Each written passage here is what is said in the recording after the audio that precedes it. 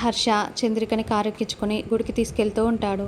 ఇక వాళ్ళిద్దరు అలా కలిసి వెళ్తుంటే రమాదేవి వాళ్ళని గమనించేసి కోపంగా చూస్తూ ఉంటుంది. వెంటనే ప్రేమ్ని కారు తీయమని చెప్పి కారులో కూర్చుంటుంది. ఎక్కడికి వెళ్ళాలమ్మా అని ప్రేమ్ అంటే, నేను చెప్తూ ఉంటాను నువ్వు వెళ్ళని రమాదేవి అంటుంది. ఇక హర్ష చంద్రికలు గుడికి వెళ్తారు. రేయ్ ఆ గుడి దగ్గర కారు ఆపురా అని రమాదేవి చెప్పటంతో ప్రేమ్ అక్కడ కారు ఆపుతాడు. ఇక రమాదేవి అలా కారు దిగి వెళ్తూ ఉంటే ప్రేమ్ చాలా షాకింగ్గా రమాదేవి వైపే చూస్తూ ఉంటాడు.